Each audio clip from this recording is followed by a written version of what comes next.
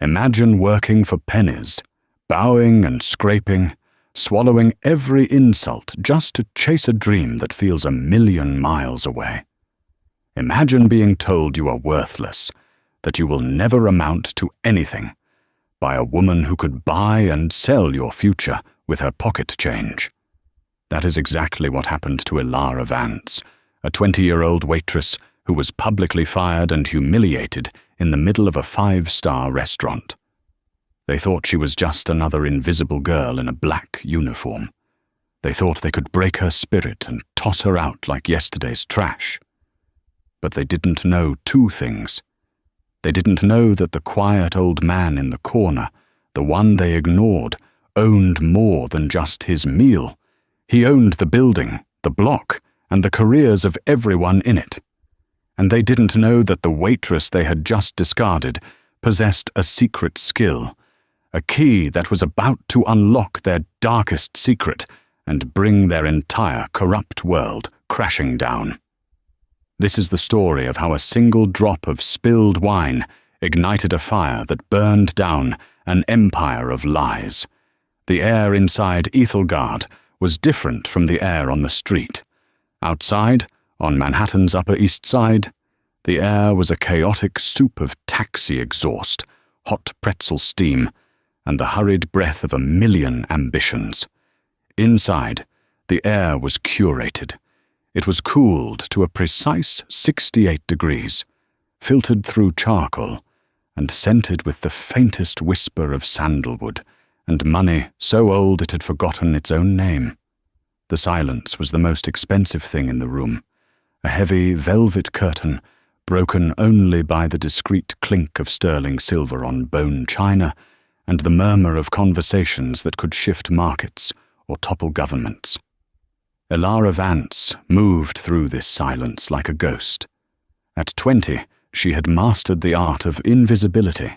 Her black dress was immaculate, her apron starched, her dark hair pulled back into a severe bun that made her look older and more tired than she was.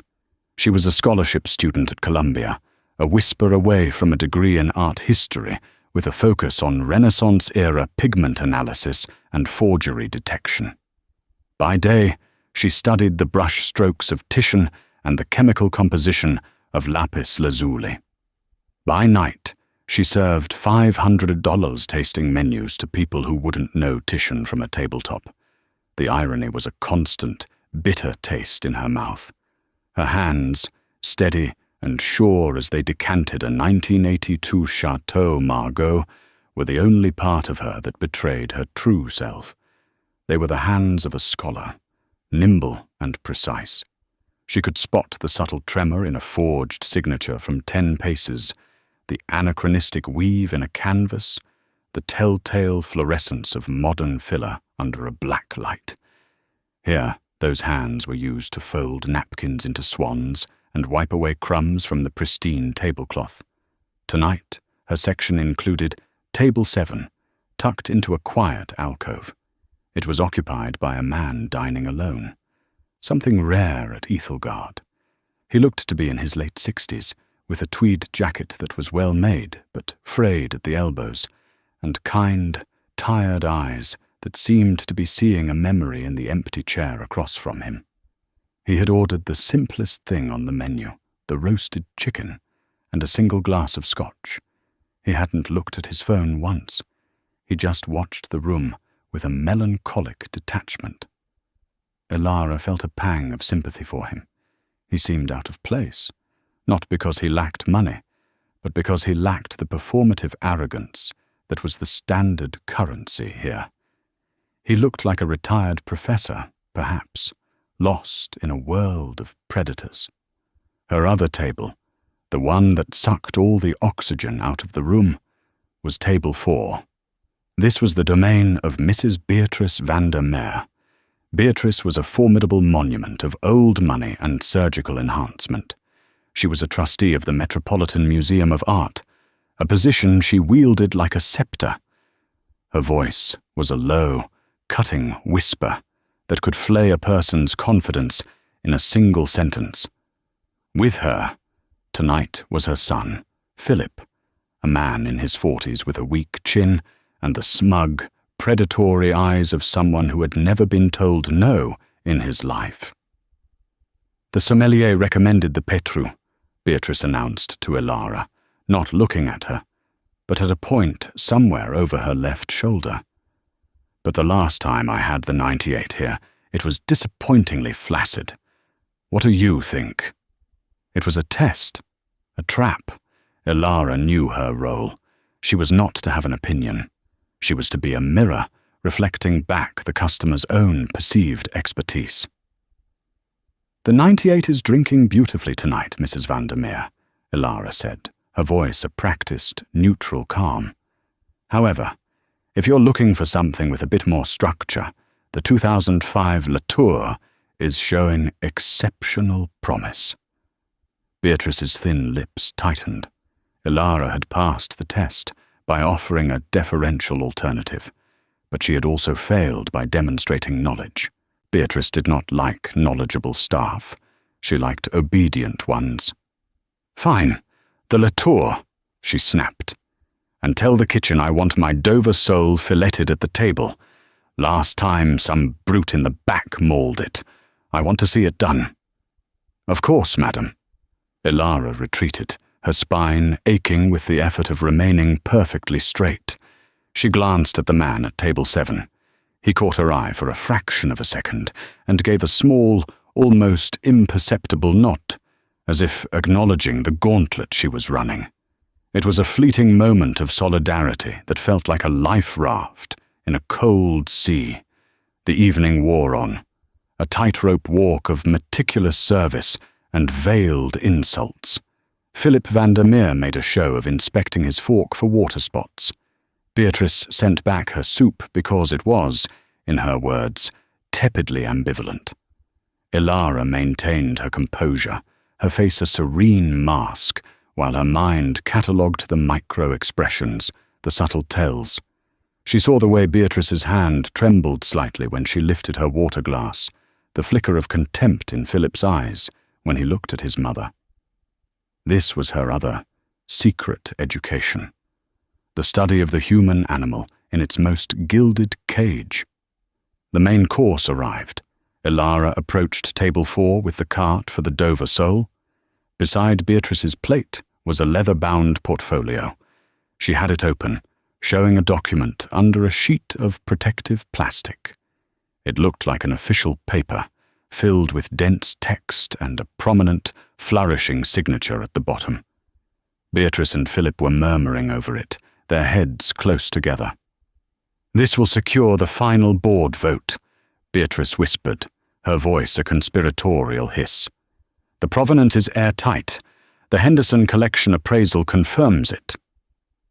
Elara began the delicate process of filleting the fish, her movements fluid and economical. She separated the tender white flesh from the bone with the precision of a surgeon. "Watch what you're doing, girl," Philip sneered, not looking up from the document. "That's a $60 fish you're about to butcher." Elara didn't respond. She placed the first perfect fillet on Beatrice's plate. As she moved to serve the second, Beatrice shifted in her seat, gesturing impatiently at the document. No, the Henderson appraisal is secondary. It's this signature that's the linchpin," she said, tapping the plastic sheet with a long, blood-red nail. Her gesture was too sharp, too sudden. The back of her hand caught the base of her wine glass. The deep, ruby liquid, the $3,000 a Latour, arced through the air. It was a slow-motion nightmare. Elara tried to move, to intercept it with a napkin, but it was too late. A single, perfect, dark red drop landed directly on the corner of the document portfolio. It missed the plastic sheet protecting the paper by a millimeter, seeping instead into the aged leather of the portfolio itself. Silence descended on the table. It was thick and suffocating. Beatrice Vandermeer slowly lifted her head.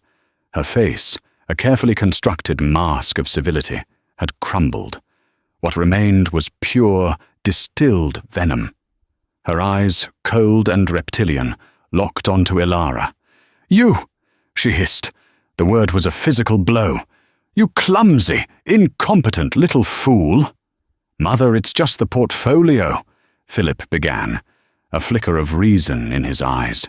"It's not just the portfolio," Beatrice shrieked, her voice cracking the hallowed silence of the restaurant. Diners at other tables turned to stare. "This is an irreplaceable historical document. That wine will seep through the leather. Do you have any idea what you've done?" "I am so sorry, Mrs. Vandermeer," Elara said, her own voice sounding distant. Her heart was hammering against her ribs. "It was an accident. Let me get a cloth." "An accident?" Beatrice laughed, a harsh, grating sound. "An accident is spilling water. This is willful destruction. This document is part of a $9 million acquisition for the museum. You have contaminated it.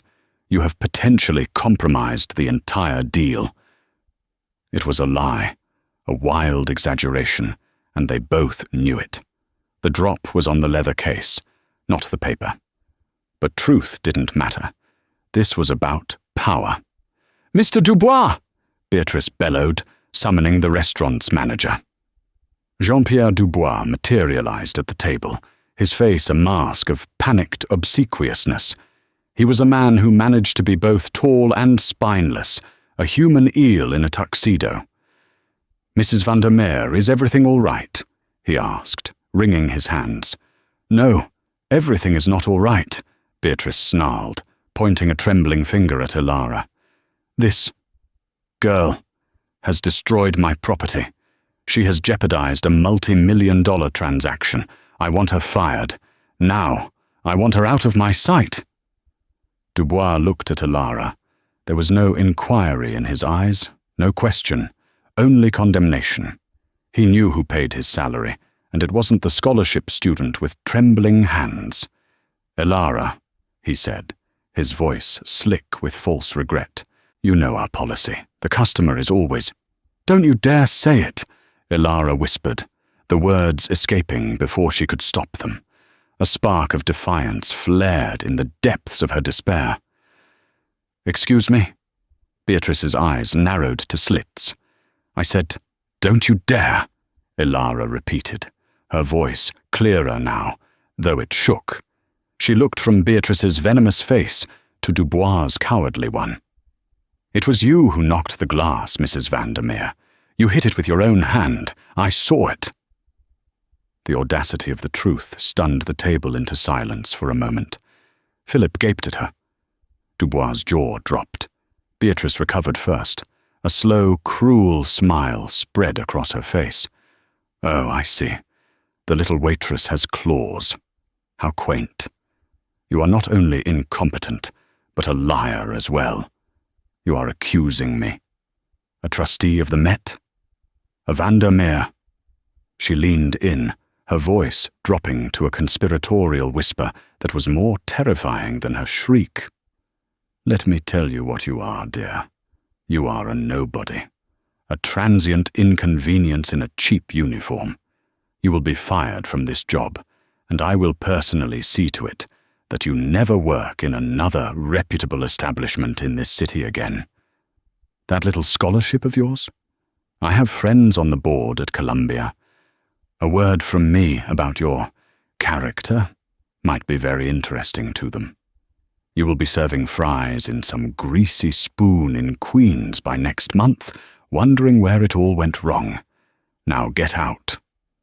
Every word was a perfectly aimed dart, each one finding its mark. Elara felt the blood drain from her face. Her future, her education, the entire fragile structure of her life felt like it was dissolving around her. Tears welled in her eyes, hot and shameful. She looked at Dubois, pleading. He just shook his head and gestured toward the staff exit. Defeated, Elara turned to leave. Her professional training, the years of swallowing her pride, it all screamed at her to just walk away.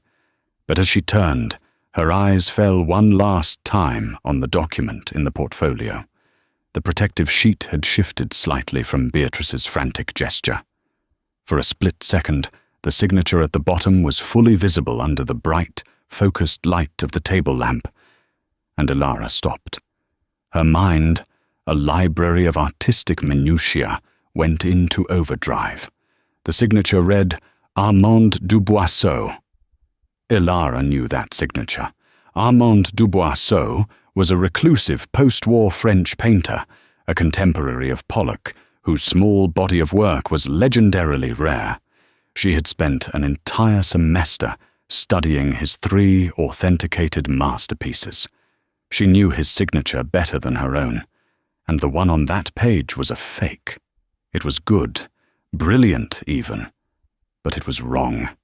The loop of the A was too perfect, too confident. The real Duboisseau's A always had a slight hesitation at the apex, a tiny blob of ink where his shaky, alcoholic hand had paused.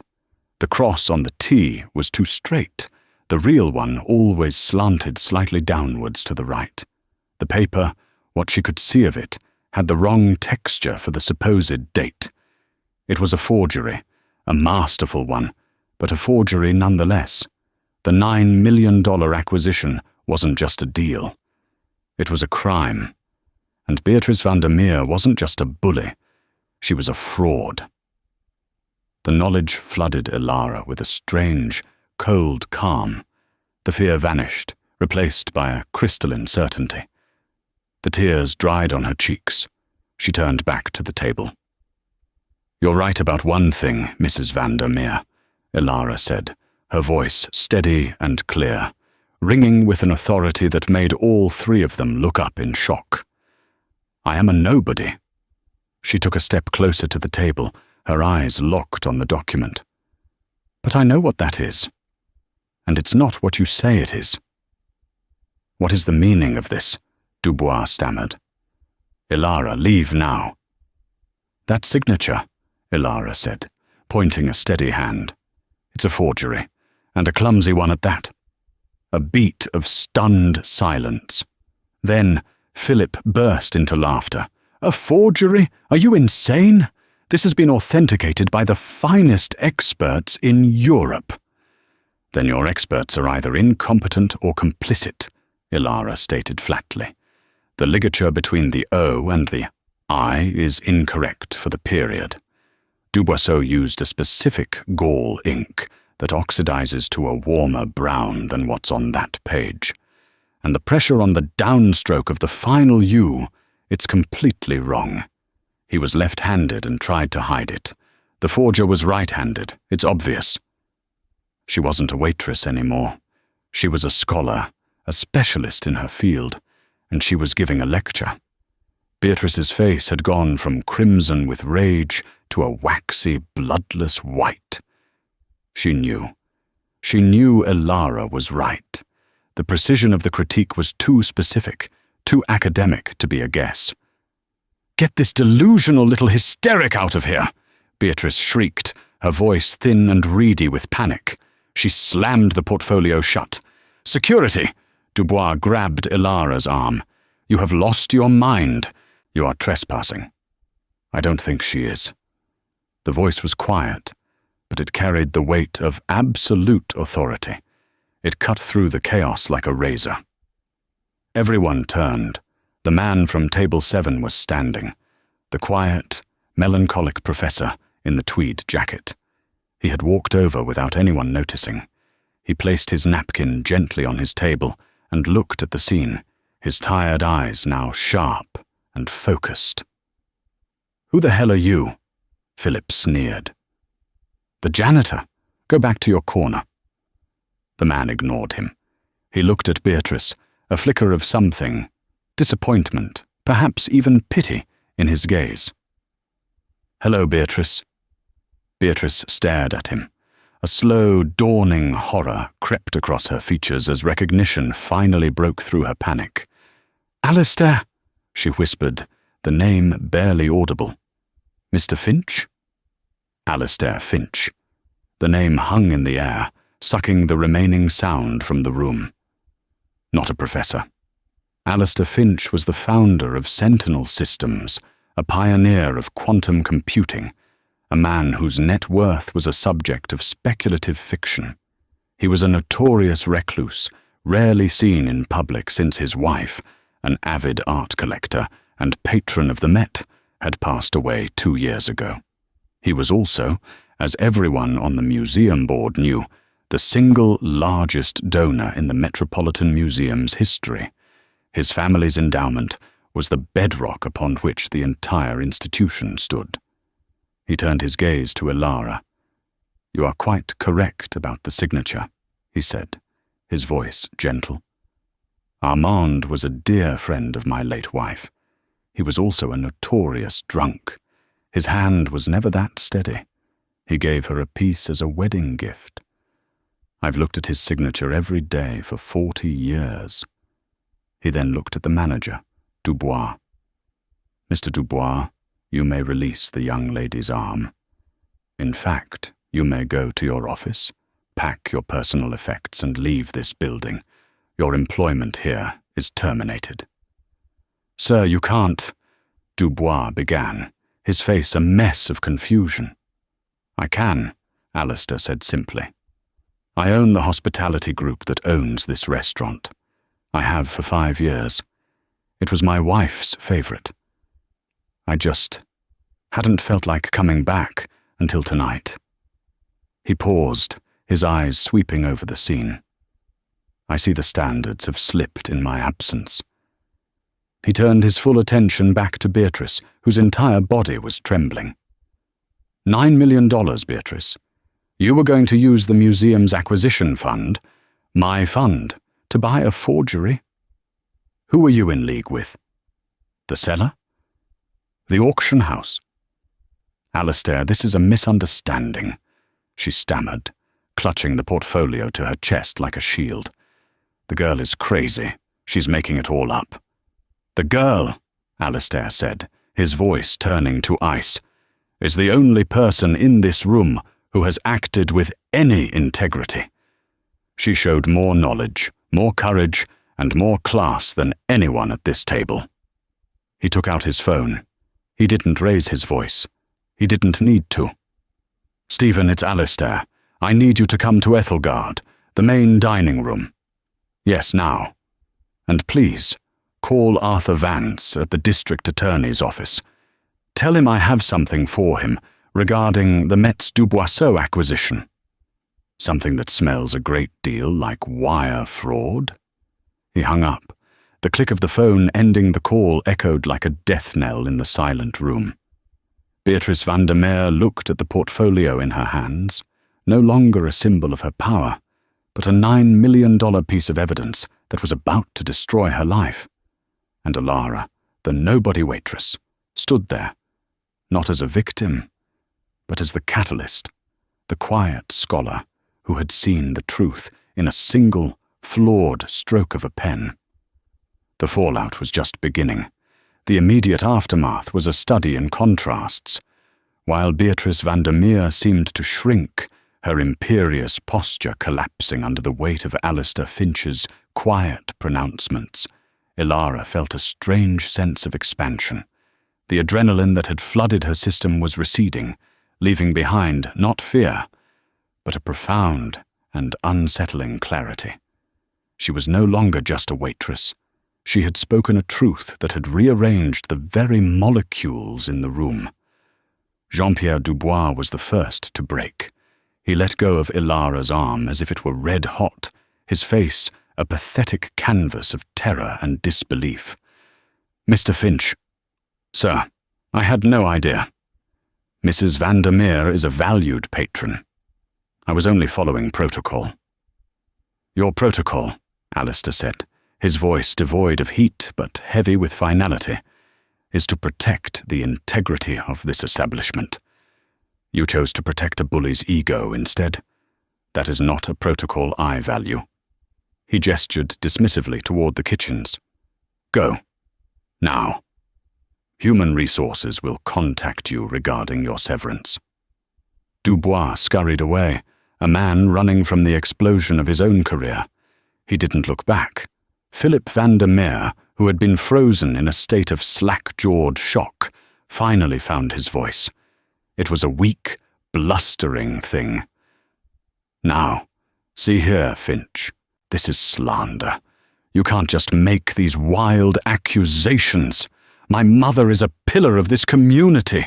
We'll sue you. We'll sue this lying little waitress." Alistair didn't even deign to look at him. His focus was entirely on Beatrice. "Is that what you want to do, Beatrice? Do you want to take this to court? Do you want to have this document and your entire correspondence with the Henderson Gallery subpoenaed and analyzed by forensic experts? Because I assure you, I have the resources and the time." The threat was unspoken, but absolute. Beatrice knew, with the chilling certainty of the truly guilty, that Alistair Finch's resources were effectively infinite. He could litigate this for a decade without noticing the expense. Her life, her reputation, and her freedom would be ground to dust in the process. She clutched the portfolio tighter. It's a mistake. The gallery must have been mistaken. We were deceived." It was a feeble attempt to deflect, to create a scapegoat. "Perhaps," Alistair said, his tone suggesting he believed it as much as he believed in perpetual motion. "We will let the district attorney's office sort out who deceived whom." He then turned to Elara, and his entire demeanor softened. The icy captain of industry vanished, replaced by the weary, kind-eyed man from Table 7. "Miss Vance, or is it?" he asked, a hint of a wry smile playing on his lips at the shared surname with her tormentors. "Yes, sir. Elara Vance," she replied, her voice still a little shaky. "Well, Miss Elara Vance," he said, "it appears you are currently unemployed, a situation I feel partially responsible for accelerating." He glanced around the now buzzing dining room, where every diner was pretending not to be listening with rapt attention. "This is hardly the place for a proper conversation. Would you allow me to offer you a coffee? And perhaps a ride home? My car is downstairs." Elara could only nod, feeling as though she were moving through a dream. She was aware of the other staff members staring at her, their expressions a mixture of awe, envy, and fear. She had been one of them just minutes ago, a fellow ghost in the machine. Now she was something else, entirely. As they walked toward the exit, a man in a sharp, dark suit, presumably Alistair's aide, Stephen, entered, followed by two formidable-looking men who had the unmistakable bearing of private security. Stephen nodded at Alistair, his eyes flicking to the pale and trembling Vandermeers. "Secure the portfolio, Stephen," Alistair said quietly. "Do not let Mrs. Vandermeer leave with it. Wait for the DA's people. Be polite, but firm." "Understood, sir." The last thing Elara saw as she left Ethelgard was Beatrice Vandermeer, cornered, her face a mask of ruin, as the quiet, efficient men moved to surround her table. The heavy oak door of the restaurant closed behind her, shutting out the world of sandalwood and silver, and she was standing on the cool, damp pavement of a New York night, breathing real air for the first time in hours. The car was a black, unassuming sedan that was, Elara suspected, armored and worth more than her entire college tuition. Inside, it was as silent as a library. Alistair sat beside her, the city lights sliding across his thoughtful face. "You have an extraordinary eye," he said, breaking the silence. "That wasn't a guess." "You were certain?" "It's my field of study, sir," Elara said, finding her voice. "Art history, specifically provenance research and forgery detection. Duboisseau is a special interest." "A special interest," he mused. "Most 20-year-olds have special interests that involve TikTok or whatever the latest pop star is. You study the ink oxidation of dead French painters." "It's more interesting than it sounds," she said with a small smile. "I have no doubt," he replied. "My wife, Eleanor would have adored you. She was the collector. She had the eye. I just paid the bills." He looked out the window, a shadow of his earlier melancholy returning. "She established a fellowship at the Met for provenance research, to protect the integrity of the collection.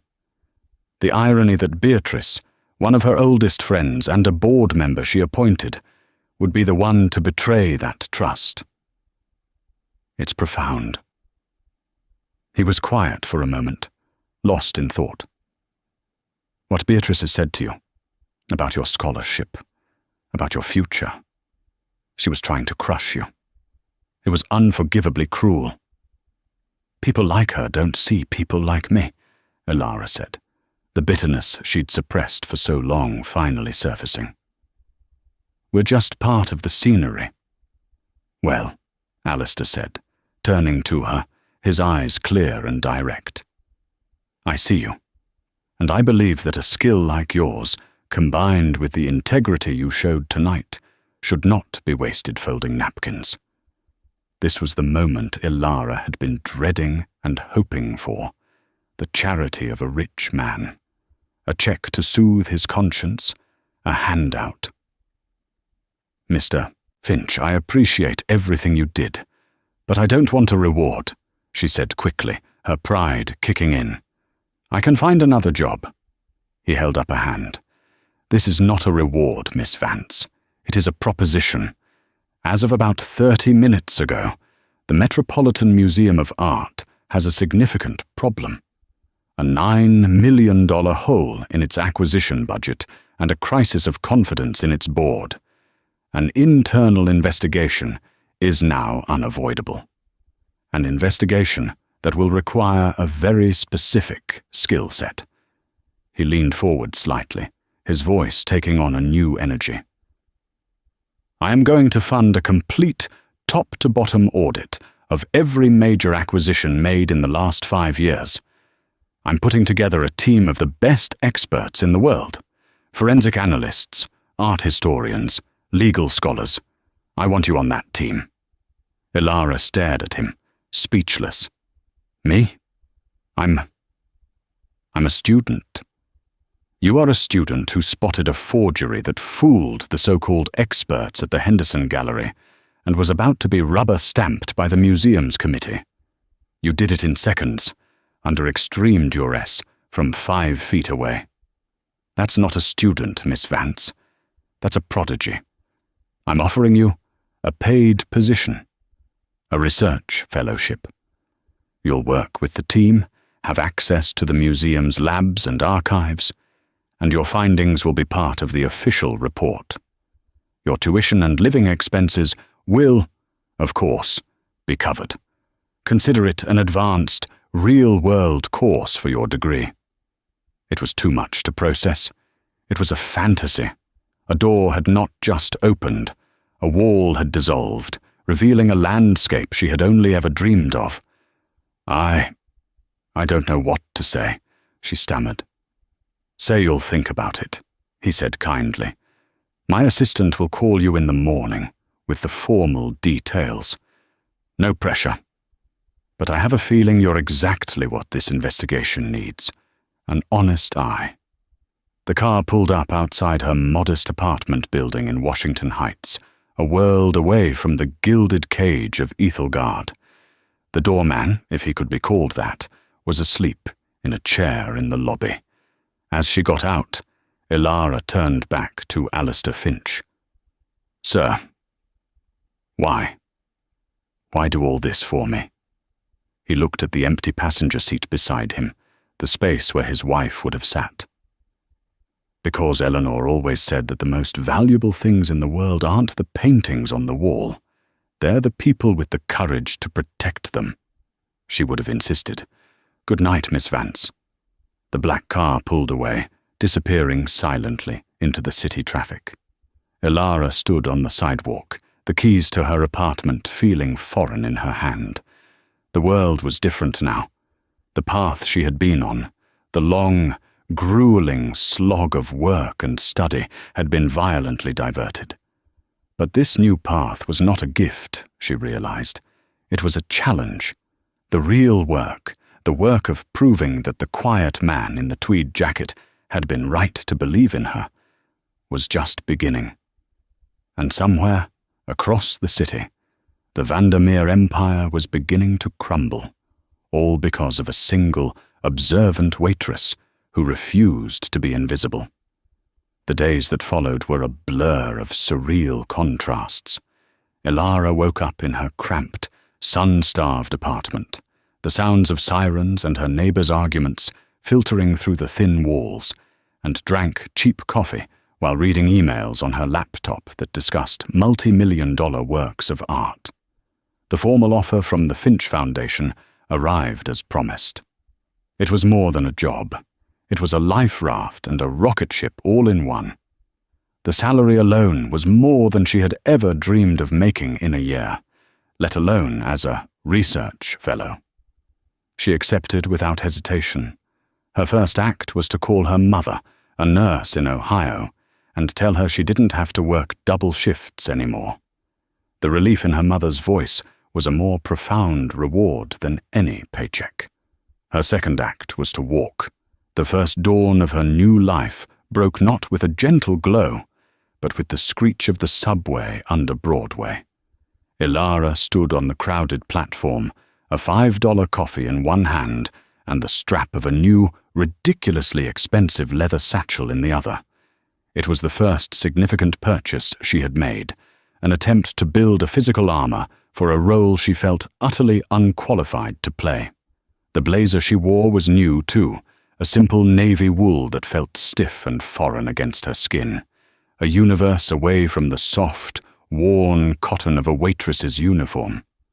Every rumble of the approaching train, every jostle from the morning commuters, was a reminder of the world she had come from, a world that felt both a lifetime and a mere 72 hours ago.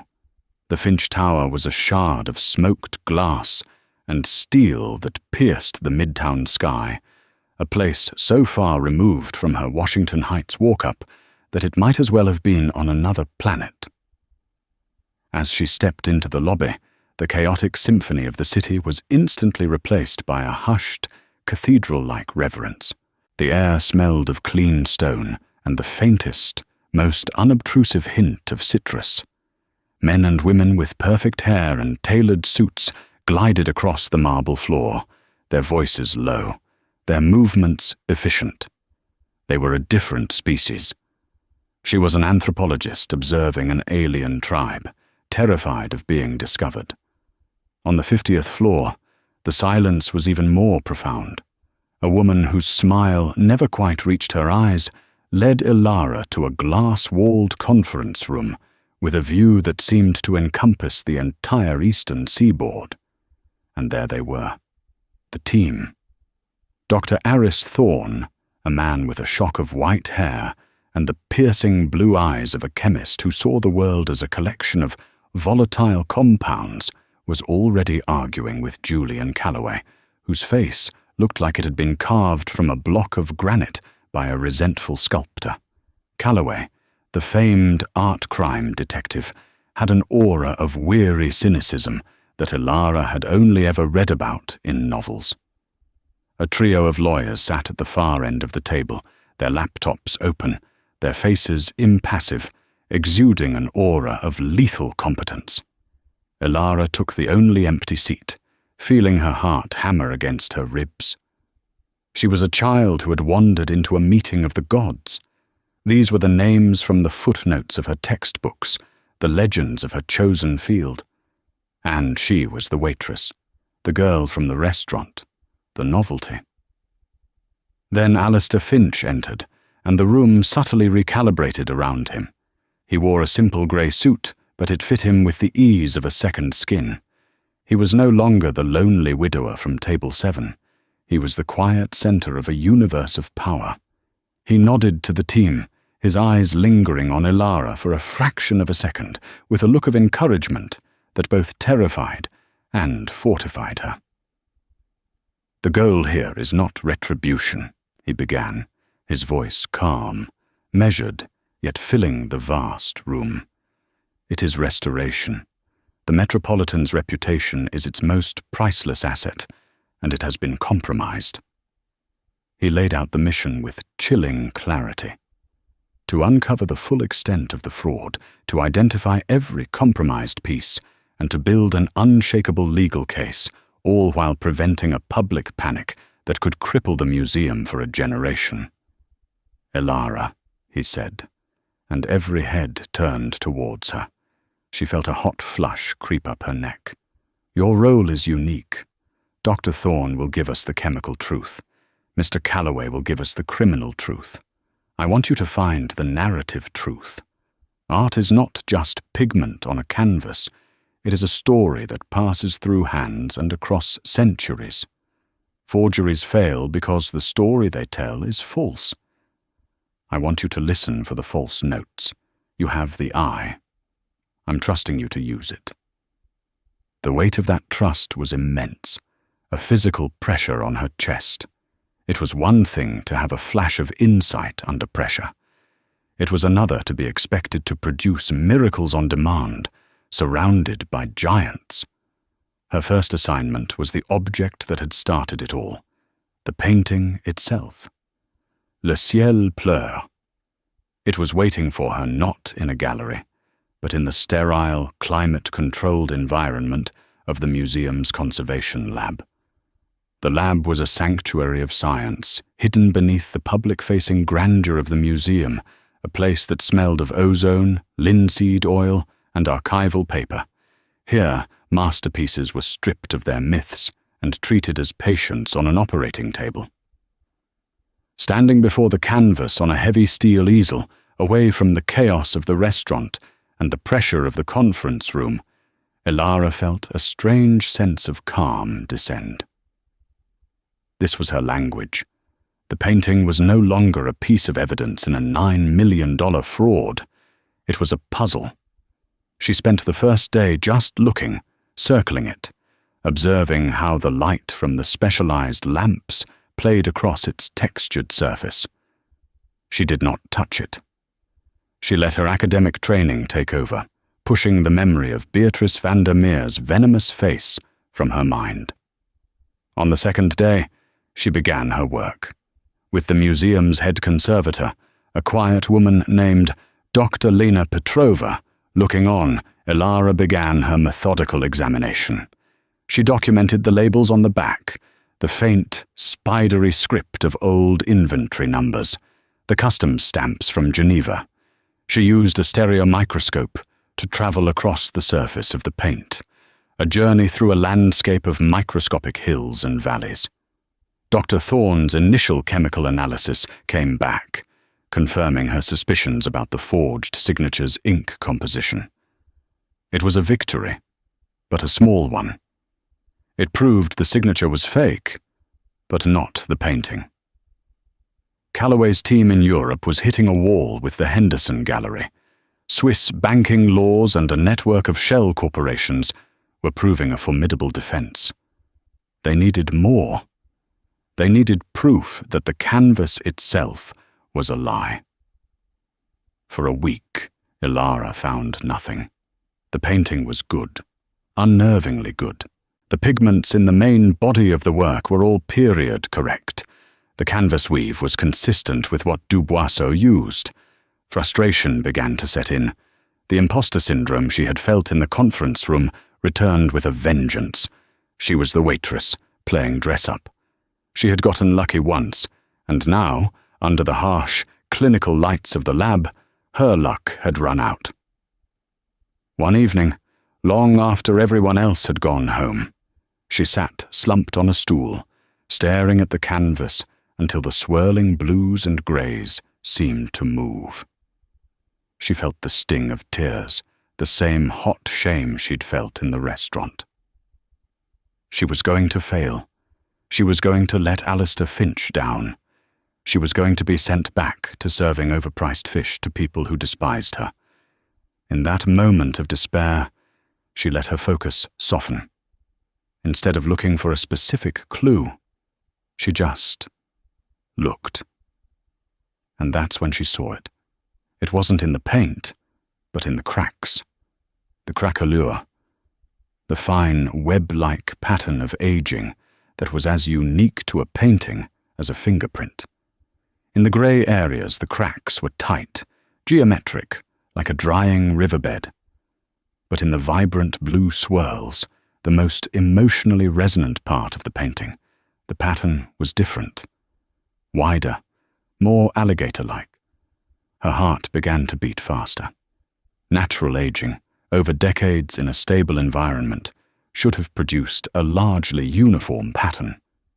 This was wrong. It was like seeing two different weather systems on the same small island. She spent the entire night photographing the craquelure patterns under high magnification, creating a detailed map of the painting's surface. The next morning, bleary-eyed but buzzing with a nervous energy, she took her findings to Dr. Thorne. She laid out the magnified images side by side on a light table. "The grey and the blue pigments," she said, her voice shaking slightly. "They didn't age together." Thorne peered at the images through his spectacles, his initial skepticism giving way to a dawning fascination. "My God," he murmured. He went back to his mass spectrometry data, pulling up the detailed analysis of the pigment composition. The grey is a zinc titanium white base, very common for him in the 50s. Standard. The blue is primarily cerulean, but there's a trace element here I couldn't identify. A binder. He typed furiously into his computer, cross-referencing chemical databases. Ilara watched, holding her breath. "There it is," he said, pointing to the screen. "It's a synthetic acrylic polymer. It was developed as a stabilizing agent to prevent color shifting in cobalt pigments. It wasn't patented until 1974. Duboisseau had died in 1962. The silence in the lab was electric. It wasn't just a forged signature on an authentic painting. The painting itself was a chimera. A forger had taken a minor, unfinished, and largely grey abstract by the master, and had finished it decades later, adding the dramatic, commercially appealing blue swirls. They had created a masterpiece from a study, a symphony from a single note. It was an act of profound, artistic cynicism. When she presented the complete findings to the full team, the atmosphere in the conference room was no longer one of skeptical observation. It was one of rapt attention. Ilara stood at the head of the table, her voice clear and steady, using the laser pointer to indicate the magnified images projected on the wall-sized screen. She explained the fractured craquelure, the anachronistic polymer, the narrative lie of the painting. She was no longer a waitress. She was an expert defending her thesis, and her evidence was irrefutable. When she finished, Julian Calloway leaned back in his chair and let out a long, slow whistle. He looked at her, and for the first time, the cynicism in his eyes was replaced by something that looked like awe. "You didn't just find the murder weapon, kid," he said, his gruff voice filled with respect. "You've given us the killer's entire psychological profile. This technique, this completion of a lesser work. That's not just a method. It's a signature. A calling card. We're not looking for a simple copyist. We're looking for an artist." Alistair Finch, who had listened without interruption, gave her a single, profound nod. It was a gesture that said more than any words of praise. It said, "I was right about you." In that moment, the stiff blazer felt like it finally fit. The discovery was the battering ram that broke down the Henderson Gallery's defenses. Armed with a specific artistic methodology to look for, Calloway's team re-examined the provenance of every piece the museum had acquired through Beatrice's influence. The pattern was undeniable. A Giacometti sculpture with tool marks from a modern Dremel. A Degas sketch on paper chemically aged to look old, but which fluoresced under UV light, revealing modern Brightoners. It was a conspiracy of breathtaking audacity, and Beatrice van der Meer was at its very heart. The day the story broke, Ilara was in the museum's archives, tracing the ownership history of a questionable Monet. Her phone buzzed incessantly with notifications as the news alerts hit. Metropolitan Museum at center of massive forgery scandal. Prominent trustee, Beatrice van der Meer arrested in dawn raid. She saw a photo of Beatrice, draped in a coat, her face hidden from the cameras as she was bundled into a car, a stark and pathetic contrast to the imperious queen of Ethelgard. There was a brief mention in the articles of the scheme being uncovered by a museum consultant, a careful anonymity crafted by Finch's legal team. But she knew. Her name wasn't in the headlines, but her truth was the engine driving the entire story. A few months later, the initial storm had passed. The plea bargains had been entered, the sentences handed down. Beatrice, stripped of her titles and her fortune, was facing a decade in a federal prison. Her son, Philip, received a lesser sentence for his cooperation. The art world was reeling, but the museum, under Finch's steady hand, had begun the painful process of healing. Alistair summoned Ilara to his office. It was the first time she had been there.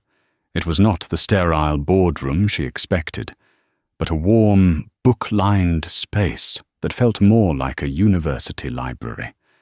A large, beautiful painting hung over the fireplace. A genuine Duboisseau she recognized instantly, one of the 3 authenticated masterpieces she had studied. It was the one he had mentioned, the wedding gift. "They pled guilty this morning," he said, handing her a cup of tea. His voice was tired, but laced with relief. "It's over. The legal part, at least," Ilara said, looking at the painting. Its signature was shaky, flawed, and utterly beautiful in its authenticity. "Indeed," he said. He sat in a leather armchair opposite her. "I have been thinking about the future, about what comes next. This investigation has exposed a systemic weakness, not just at the Met, but in the art world at large.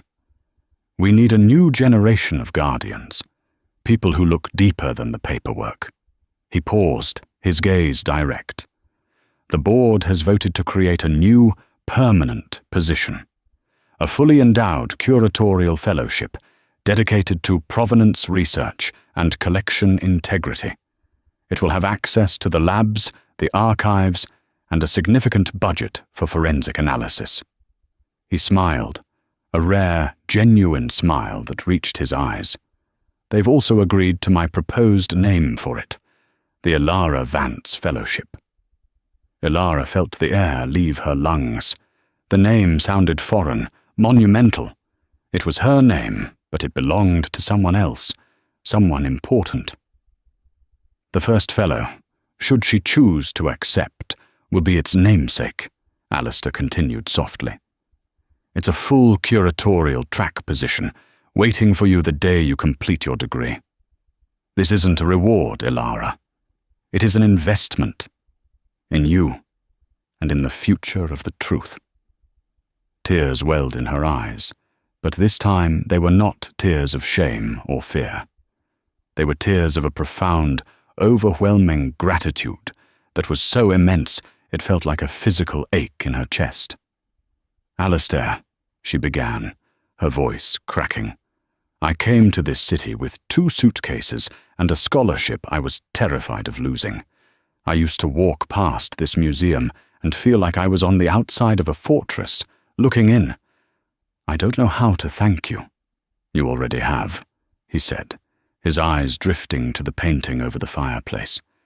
"Eleanor, she believed that art was the memory of humanity, and she hated frauds, not because they were a financial crime, but because they were an attempt to corrupt that memory. She would have seen the truth in you in a second." He looked back at Ilara. "You honored her memory more than you can possibly know. That is all the thanks I will ever need." Later that night, Alistair gave her a key card that granted her 24-hour access to the museum. She found herself walking through the silent, darkened halls, the echo of her footsteps the only sound. She was no longer a ghost here. The paintings on the walls felt less like untouchable relics and more like old friends. She was a part of their story now, a guardian of their narrative.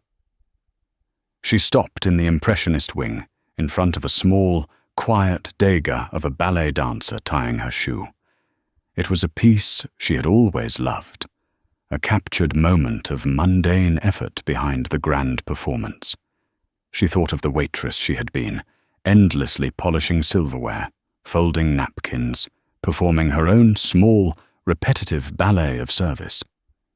She thought of the woman she was now, a curator in training, a name on a fellowship. The journey between those 2 points had been a terrifying inferno, ignited by a single drop of spilled wine. But it had forged her. Standing there, in the silent heart of a world that had once been impossibly distant, she felt the last vestiges of the imposter fall away. She was not a waitress who got lucky. She was not a student playing a role. She was Ilara Vance, and with a certainty that was as deep and true as the craquelure on an old master's canvas, she knew she was finally home.